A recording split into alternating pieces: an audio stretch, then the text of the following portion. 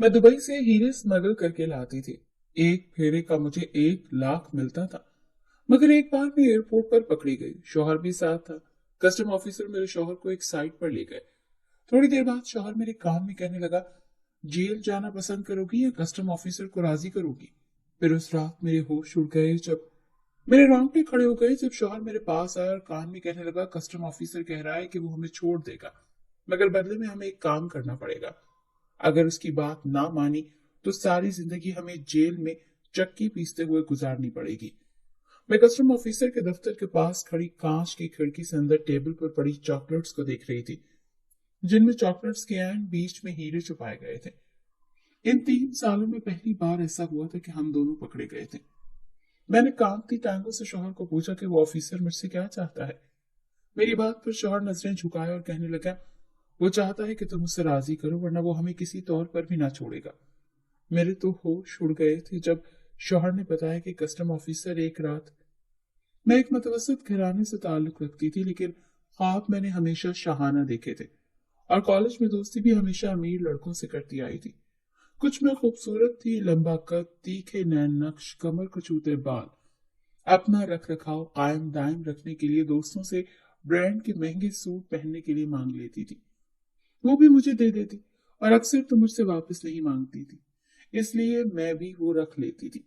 मैं बहुत लालची किस्म की लड़की थी। मेरी मिसाल उस खाली कुएं की तरह थी जिसमें जितना डालो वो कभी भरता ही नहीं। अक्सर अपनी अमीर दोस्तों के घर चली जाती, उनके भाइयों को मुस्कुरा कर देखती कि शायद मैं किसी अमीर लड़के को पसंद आ जाऊं, और कई बार हद से भी गुजर जाती। एक बार मैं अपनी दोस्त महविश के घर गई तो उसका कजन वहां आया हुआ था। अच्छा खुश शक्ल सा नौजवान था।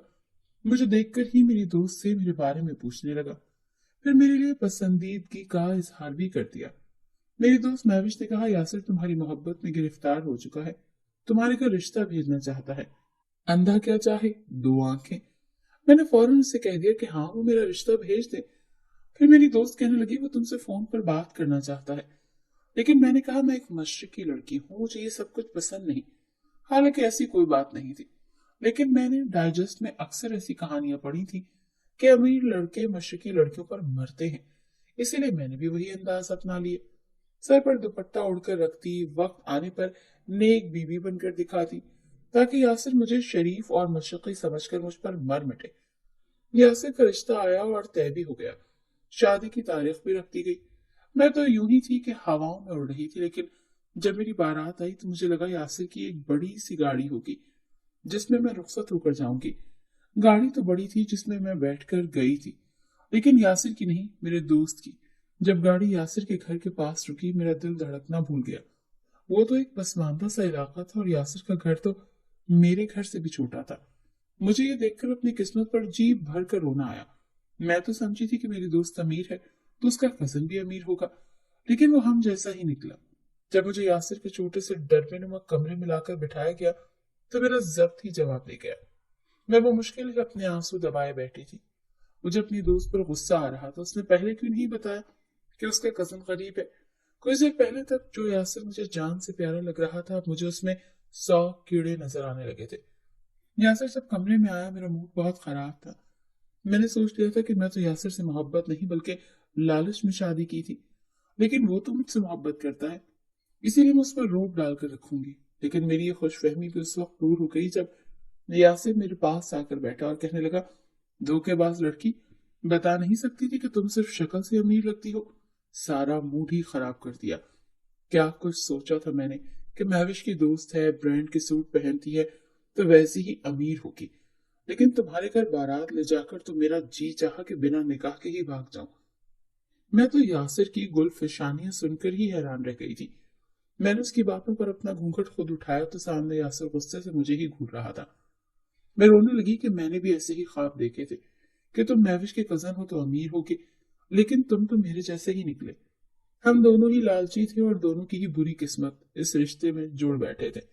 जी भरकर रोने धोने के बाद मैंने भी अपने दिल की सारी भड़ास निकाल ली थी। यासिर कहने लगा, जो हो गया सो हो गया, हमारी शायद किस्मत एक जैसी ही थी। बहरहाल जिंदगी तो गुजारनी ही है, चलो यूं ही सही। उस रोज मैं बहुत पछताई थी कि काश मैं अपनी दोस्त की बातों में आकर इस खेल का हिस्सा न बनती तो शायद आज ये सब ना होता। बहरहाल यासिर ने कहा कि हम ही एक दूसरे का नसीब है। तब आंसू बहाने से फायदा, मेरे पास भी समझौते के अलावा कोई रास्ता ना था। इसीलिए रोते धोते मैंने खुद को यासिर के हवाले कर दिया। मैं तो आंखें बंद करके अंगारों पर जलती रही और फिर न जाने कब मेरी आंख लग गई। वक्त यूं ही गुजरने लगा। शौहर की इतनी आमदनी नहीं थी कि मेरी तमाम तर ख्वाहिशात पूरी कर सकता, और मुझ जैसी लड़की को बीवी बनाकर रखना किसी गरीब मर्द के बस की बात नहीं थी। मेरा ज्यादातर वक्त शौहर से लड़ने झगड़ने में ही गुजर जाता था। मैं अपने दोस्त से अक्सर अपने शौहर की शिकायतें करती रहती थी। मेरी एक दोस्त थी जो हमारी तरह दरमियाने तबके से ताल्लुक रखती थी, जिसने न जाने कौन सा काम शुरू किया था कि रातों रात अमीर हो गई थी, और वो एक दिन में 1 लाख कमा रही थी। हफ्ते में 3-4 बार वो दुबई का चक्कर लगाया करती थी। उसके तो दिन ही फिर गए थे। मुझे कभी कभी उससे जलन महसूस होती थी, और आखिर वो कहाँ से इतने पैसे लाती है, और मेरा नसीब ही क्यों खोटा निकला। दिन ब दिन मेरे दिल में पैसों को पाने की हवस बढ़ती जा रही थी। एक रोज शौहर घर आया तो मैंने नए कपड़े लेने की फरमाइश कर दी। मुझे भी ब्रांड के कपड़े चाहिए थे। मेरी बात सुनकर वो मुझे अपनी आमदनी बताते हुए गुस्से से तंज करने लगा। कहने लगा, यहाँ 2 वक्त की रोटी लाकर देना मुश्किल हो रहा है, दिन ब दिन महंगाई बढ़ती जा रही है, और तुझे ब्रांडेड जोड़े चाहिए। ये लो 2,000 रुपए, कल इस बार बाजार में सेल लगेगी, वहां से 5-5 सौ के 4 जोड़े खरीद लाना। शोहर का यूं मुझे जलील करना मुझे आग बगोला कर चुका था। आखिर उसने आज तक मुझे दिया ही क्या था, सिवाय जली कटी सुनाने के और बात बात में ऐसे ही ताने देने के। उस रात मेरा और यासिर का बहुत झगड़ा हुआ। मैं बगैर खाना खाए ही सो गई। अगले रोज मेरी वो दोस्त मेरे घर आई। मुझे परेशान देखकर वो मुझसे मेरी परेशानी की वजह पूछने लगी। मैं दिल की बात मजीद छुपाना नहीं चाहती थी। शायद वही मेरी इस मामले में मदद कर सकती थी, इसलिए मैंने उसे सब कुछ बता दिया जो मेरे दिमाग में चल रहा था। मेरी बात सुनकर वो खामोश हो गई, और फिर वो गहरी मुस्कुराहट सजाकर मुझे एक ऐसे काम के बारे में बताने लगी जिसे जानकर मैं हैरत में डूब गई। मेरा दिल डरने लगा था, मगर रश्क भी हुआ कि इतने से काम के लिए वो 1 लाख रुपए तक कमा रही थी। इस काम में खतरा बहुत था। हमारी जरा सी गलती हमें सारी उम्र के लिए खमियाजा भुगतने पर मजबूर कर सकती थी। मगर कमबख्त पैसों की हवस ने तो जैसे मेरी आंखों पर पट्टी ही बांध दी थी। मैंने दिल ही दिल में ठान लिया था कि अब मैं भी यही काम करूंगी। हलाल की कमाई और इज्जत से रोटी तो यासिर भी कमा ही रहा था, मगर इससे मेरी ख्वाहिशात पूरी नहीं हो पा रही थी। रात को जब यासिर घर आया तो मैंने उसे वो सब बताने लगी जो रानिया ने मुझे बताया था। पहले तो शौहर ने साफ मना कर दिया कि ये इतने खतरे का काम था, उम्र कैद हो सकती थी। यासिर का ये डरपोक अंदाज देखकर मुझे और भी उस पर गुस्सा आने लगा। रानिया लड़की होकर ये काम करी और मेरा शौहर मर्द होकर डर रहा था। मगर मैंने हिम्मत न हारी और उसको साफ अल्फाज में कह दिया कि या तो तुम मर्द बन जाओ या मुझे मर्द बनने दो, क्योंकि मुझे खुद पर यकीन था कि जो काम यासिर मर्द होकर नहीं कर सकता वो मैं बआसानी कर सकती हूँ। जब मैंने उसे लाखों रुपए के बारे में बताया तो पैसों को सुनकर उसने भी नीम रजामंदी का इजहार कर दिया। मैंने कहा कि हमने कौन सा उम्र भर ये काम करना है, बस कुछ पैसे कमाने के बाद छोड़ देंगे। तुम भी ये 20-25 हजार की नौकरी छोड़कर अपना कारोबार शुरू कर लेना, ताकि हमारे भी दिन फिर जाए। यासिर को मेरी बात समझ आ गई थी। सारा काम मैंने ही तो करना था, बस यासिर मेरे साथ मेरा पार्टनर बनकर जा रहा था। पैसों का लालच तो हम दोनों में मौजूद था। चंद दिनों हम दोनों भी उस ग्रुप का हिस्सा बन गए जिसका काम था हीरे स्मगल करना, दुबई से मुख्तलिफ चीजों में हीरे छुपा कर लाना और फिर उसे बॉस तक पहुंचाकर अपनी रकम वसूल कर लेना। गैंग में शामिल होते ही हमारा मुकम्मल इंटरव्यू किया गया। हर तरह से हमारी जांच पड़ताल की गई और हमें काम का पहला टास्क दे दिया गया। ये हमारी पहली स्मगलिंग थी। मैंने बेहतरीन पॉलर से तैयार होकर अपने रूप को मजीद निखार लिया। रानी भी इस काम में हमारे साथ थी। हम तीनों की फ्लाइट का टाइम अलग अलग था। मुझे वहां की खुफिया लड़की ने एक बैग में बहुत सारी लिपस्टिक्स रख कर दी जिनके दरमियान में हीरे छुपाए गए थे। सबसे पहले यासिर की फ्लाइट थी। उसके जाते ही मैं और रानिया भी एक फ्लाइट के जरिए पाकिस्तान पहुंच गए। एयरपोर्ट पर जब हमारा सामान चेक किया गया तो मैं बमुश्किल अपने तासुरात नॉर्मल रख पाई, क्योंकि मेरा ये पहला तजुर्बा था और मुझे डर भी था कि कहीं पकड़ी न जाऊं। मगर उस पर मेरी खुशी को इंतहा न रही जब सब कुछ क्लियर होने के बाद मैं एयरपोर्ट से बाहर निकल आई। बाहर यासिर परेशान खड़ा हमारा इंतजार कर रहा था। जब हम वहां पहुंचे तो तमाम तर स्मगल किए गए हीरे एक शख्स के हवाले कर दिए। वो लोग मेरे काम से बहुत खुश हुए और वादे के मुताबिक मेरे अकाउंट में 1 लाख रुपए ट्रांसफर कर दिए गए। मेरी और यासिर की पहले ही रोज 2 लाख कमाई हुई थी। میرے تو پیر زمین پر ٹک نہیں رہے تھے۔ میں بہت خوش تھی، اتنی تو یاسر نے کبھی زندگی میں کمائی نہیں کی تھی جتنی ایک روز میں کر لی تھی۔ ہمارے دن پھرنے والے تھے، میں خوش تھی۔ شاید اس کمائی میں چمک ہی ایسی ہوتی ہے جس کی چمک آنکھوں کو چندیا کر رکھ دیتی ہے۔ سب سے پہلے میں شاپنگ پر گئی تھی۔ یاسر مجھے بے دریغ پیسہ اڑاتے دیکھ کر کہنے لگا، تم یہ پیسہ سنبھال کر رکھو، کسی برے وقت میں کام آئے گا۔ مگر میں تو خواہشات کی ترسی ہوئی تھی، کس طرح خود کو اپنے قابو میں رکھتی۔ میں نے خوب شاپنگ کی۔ دوسری بار جب ہم اپنے کام پر گئے تو میرا خوف قدرے کم ہو چکا تھا۔ ایک ماہ میں ہم نے 8 لاکھ روپے کما لیے تھے۔ میں نے اپنے چھوٹے سے گھر میں اے سی، اوون، یو پی ایس اور نہ جانے کیا کچھ نہیں بھر لیا تھا۔ یہ سلسلہ یوں ہی چلتا رہا۔ پیسے تو آنے تھے، سو چل کر آ رہے تھے، اور ہر بار کسی نئے طریقے سے ہمیں دبئی سے ہیرے پاکستان لانے ہوتے تھے۔ کبھی ان ہیروں کو میک اپ کے سامان میں چھپایا جاتا، تو کبھی ایک خاص طرز کے بریسلٹ میں، کبھی کف لنکس میں، کبھی عام موتیوں کی جگہ ہیرے لگا دیے جاتے، اور کبھی مجھے اپنے انڈر گارمنٹس میں بھی ہیرے چھپانے پڑ جاتے۔ یہ سلسلہ چلتے چلتے 3 سال گزر گئے۔ سب کچھ ٹھیک جا رہا تھا، زندگی پرسکون تھی۔ ہم نے گھر بھی بدل کر بڑا گھر خرید لیا تھا، ہمارے بینک بیلنس بھی بھر چکے تھے، لیکن اندر کی بھوک ایسی تھی کہ بڑھتی ہی چلی جا رہی تھی۔ حالانکہ یاسر اب کاروبار بھی کر سکتا تھا، لیکن ہمیں وہ کوئی بھی کام کر لیتا۔ ایک فلائٹ پر 1 لاکھ کی کمائی کرنے جیسے پیسے نہیں کما سکتا تھا۔ یہ سب سے آسان کام تھا، پر دبئی کی سیر تفریح الگ تھی۔ کبھی بیچ پر، کبھی 5 اسٹار ہوٹلوں میں ہمیں ٹھہرایا جاتا۔ مگر ایئرپورٹ سے آئے دن آتے جاتے مجھے ایک بات بہت عجیب لگنے لگی۔ ایئرپورٹ پر موجود کسٹم آفیسر اکثر مجھے گہری نظروں سے دیکھتا رہتا۔ پہلے تو میں نے اس پر دھیان نہ دیا، مگر ایک روز تو اس نے باقاعدہ مجھے اپنے دفتر میں بلا لیا، اور کچھ دن مجھ سے سوال جواب کرنے کے بعد مجھے چھوڑ دیا گیا۔ میں غلط کام ضرور کر رہی تھی، مگر مطمئن تھی کم سے کم اپنی عزت تو نہیں بیچ رہی تھی۔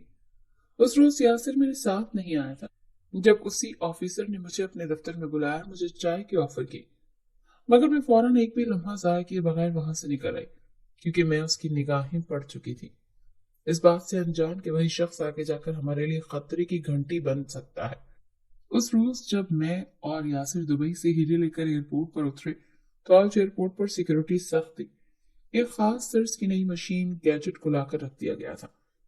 مجھ پر تھوڑی سی گھبراہٹ طاری ہونے لگی، کیونکہ اس بار سارے ہیرے میرے بیگ میں موجود چاکلیٹ کے پیکٹ میں تھے۔ میرا دل دھڑکنا بھول گیا تھا۔ جب میرا بیگ اس مشین کے اندر سے گزرا تو ریڈ بزر بجنے لگا۔ میری تو جان ہی نکل گئی، مجھ پر بدحواسی سی طاری ہونے لگی۔ میری رنگت اس وقت فاق ہو گئی جب وہی آفیسر وہاں پہنچ گیا۔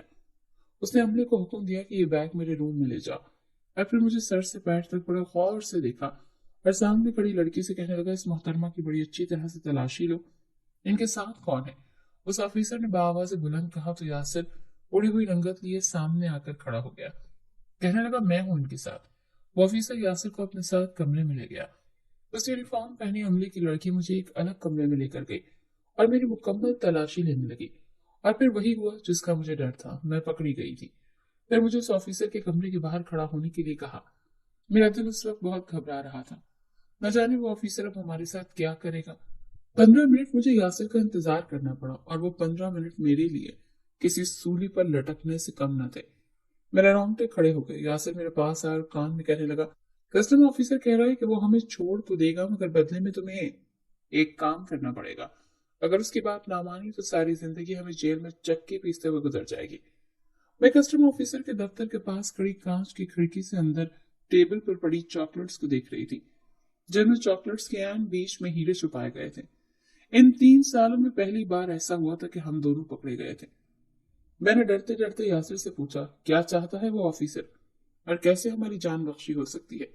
میری بات پر شوہر نظریں جھکا کر کہنے لگا، وہ چاہتا ہے کہ تم اسے راضی کرو، بس آج رات کی۔ میرے ہاتھوں پر پسینہ آنے لگا اور دل زور زور سے دھک دھک کرنے لگا۔ میں نے فوراً سے انکار کر دیا۔ میں نے کہا، میں مر کر بھی یہ کام نہیں کر سکتی۔ یاسر کہنے لگا، انکار کیا تو ابھی ہم دونوں کو حراست میں لے کر جیل بھیج دیا جائے گا۔ جو کچھ اب تک کمایا ہے سب کچھ پولیس اپنی تحویل میں لے لے گی، اور ہمیں نہ جانے کتنے سال کی سزا ہوگی۔ یہ سب تمہارا کیا دھرا ہے، سمجھی؟ تمہیں ہی دولت کی لالچ نے اندھا کر دیا، اور میں مفت میں تمہارے ساتھ مارا جاؤں گا۔ یاسر بھی مجھ پر ہی برس رہا تھا۔ میں روئی جا رہی تھی، میں کسی بھی صورت یہ کام نہیں کر سکتی تھی۔ میں بولڈ ضرور تھی، مگر ایسا کام آج تک نہ کیا تھا۔ بدکاری جیسا گناہ نہیں کر سکتی تھی، اور یاسر यासिर इतना बाज़र्फ था कि मैं एक रात किसी गैर मर्द के साथ गुजार कर आती और वो मुझे कबूल कर लेता। मैंने कहा, यासिर खुदा के लिए इस ऑफिसर को पैसों का लालच दे दो, कह दो कि हम उसे 10 लाख देंगे, लेकिन वो ये सब ना करे। मैं कभी भी तुम्हारे अलावा किसी और की नहीं हो सकती। सोचना भी मेरे लिए अजाब है। मेरे रोने पर यासिर कहने लगा, तुम्हें क्या लगता है मैंने उस कमीने ऑफिसर को पैसों का नहीं बोला होगा? या मेरे लिए यह सुनना आसान था कि वो मेरी बीवी के साथ रात गुजारना चाहता है? तुमने मुझे बहुत बुरी तरह फंसा दिया है। यासिर की अपनी हालत खैर हो रही थी। मैं दिल ही दिल में अल्लाह से अपने गुनाहों की माफी मांगने लगी कि वो मुझे इस गुनाह से बचा ले। मैं कभी भी ये काम दोबारा नहीं करूंगी। कुछ देर बाद ही वो ऑफिसर बाहर आ गया और उसने अपने अमले को हुक्म दिया कि इनको हथकड़ी लगाकर जेल भेजने की तैयारी करो। यासिर मेरे मुंह की तरफ देख रहा था। मुझे अपनी बाकी की जिंदगी साफ जेल में गुजरती नजर आ रही थी, और फिर ना चाहते हुए भी मुझे वो फैसला करना पड़ा जिसकी तस्वुर करके मैं आज भी काम चाहती हूँ। थोड़ी देर बाद मैं उस ऑफिसर की कार में बैठकर उसके घर की जानिब गामजन थी। वो ऑफिसर इंतहाई घटिया आदमी था। उसने एक हफ्ते मुझे अपने पास रखा और यासिर पर मुकदमा बनवाकर उसको जेल भिजवा दिया। बड़ी मिन्नत समाजत के बाद वो यासिर को छोड़ने पर राजी हो गया, मगर बदले में अभी मुझे और कुछ वक्त उसके साथ गुजारना था। मैं ना तो यासिर को छोड़ना चाहती थी और ना ही अपनी दौलत को, जो पिछले कुछ सालों में हमने कमाई थी। यासिर घर पहुंच चुका था और फिर एक हफ्ते बाद मैं भी घर वापस आ गई, मगर अब सब कुछ खत्म हो चुका था। मेरे और यासिर के दरमियान जो मोहब्बत का रिश्ता था, अब इसमें दरार पड़ चुकी थी। उसके दिल से मेरी इज्जत खत्म हो चुकी थी। मेरे पास सिवाय अब अपने गुनाहों की माफी मांगने का और कोई चारा न बचा। आज मैं सब कुछ छोड़कर सिर्फ अपना घर संभालती हूँ। जो पैसा जमा किया था, यासिर ने उससे अपना बिजनेस स्टार्ट कर लिया, और फिर थोड़े ही अरसे के बाद वो एक मशरकी लड़की ब्याह कर ले आया। मेरे दिल के सब अरमान अब बुझ चुके थे, सिवाय पछतावे के अब मेरे पास कुछ बाकी ना था। काश मैं ये लालच ना करती तो आज ऐसी नौबत ही ना आती।